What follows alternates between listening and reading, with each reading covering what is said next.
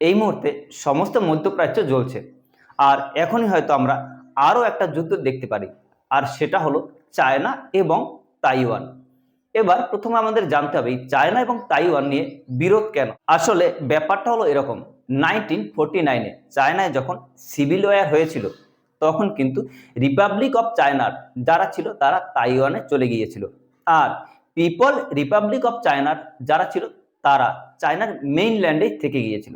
এবার তারপর থেকেই কিন্তু এই রিপাবলিক অফ চায়না যারা তাইওয়ানে চলে গিয়েছিল তাদের কিন্তু এই চায়নার মেইনল্যান্ড তারা দাবি করে থাকে, এবং তারা এটাও বলে যে ওই রিপাবলিক অফ চায়না তা তাদেরই লোক, এই জন্য তাদের ওই দ্বীপটা তাদেরই প্রাপ্য। আর এরপর থেকে কিন্তু এই চায়না এবং তাইওয়ান যুদ্ধ। আসলে যুদ্ধ কেন, কিসের জন্য? তার মূল কারণ হলো সেমিকন্ডাক্টর। সেমিকন্ডাক্টরই হলো বর্তমান প্রজন্ম মোবাইল থেকে শুরু করে এআই সমস্ত কিছু চলার জন্য সেমিকন্ডাক্টরের প্রয়োজন হয়। আর এই জন্যই কিন্তু এখানে বিশেষ নজরে রয়েছে আমেরিকার।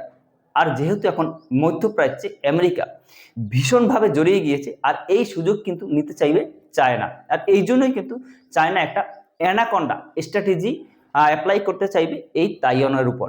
সেটা কি? সেটা হলো এই তাইওয়ানকে চারদিক থেকে ঘিরে ফেলবে এবং শেষে আক্রমণ করে সেটা নিজেদের দখলে নিতে চাইবে এই পিপল রিপাবলিক অফ চায়না। আর এই জন্য কিন্তু জি জিনপিং 2026 সালের জানুয়ারি মাসে একটি বিবৃতিতে এটাও বলে দিয়েছে যে এই তাইওয়ানকে দখল করার সময় কিন্তু তাদের চলে এসেছে।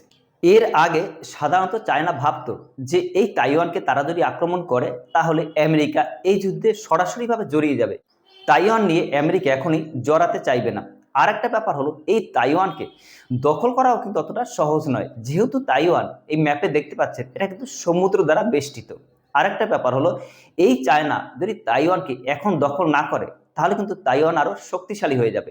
এবার জি জিনপিংয়ের সামনে দুটোই প্রশ্ন, যে এক, এই সুযোগে কি চায়না তাইওয়ানকে দখল করবে, নাকি তাইওয়ান নিজে থেকেই এই সুযোগে তারা আরো শক্তিশালী হবে। চায়না এই তাইওয়ানকে দখল করার জন্য কিন্তু গ্রে জোন ট্যাকটিক অ্যাপ্লাই করছে। সেটা কীরকম? তার কারণ হলো এই তাইওয়ানের উপর বিভিন্ন প্রকার চাপ সৃষ্টি করা এবং তাকে অর্থনৈতিক নিষেধাজ্ঞা দিয়ে তাকে দুর্বল করে দেয়া। চায়নার মূল প্ল্যান হলো এই তাইওয়ানকে সব দিক থেকে দুর্বল করে দিয়ে আমেরিকার প্রতিক্রিয়া কি দেয় সেটাও কিন্তু পরীক্ষা করা। আপনার কি মনে হয় এই মুহূর্তে কি চায়না তাইওয়ানকে আক্রমণ করবে? আপনার মূল্যবান মতামত অবশ্যই আমাদের কমেন্ট সেকশনে লিখে জানাবেন। আর অবশ্যই এইরকম ইন্টারন্যাশনাল ইনফরমেটিভ ভিডিওর জন্য অবশ্যই আমাদের দ্য গাইডলাইন এই পেজটি ফলো করে রাখবেন। দেখা হয় পরবর্তী ভিডিওতে। Thank you.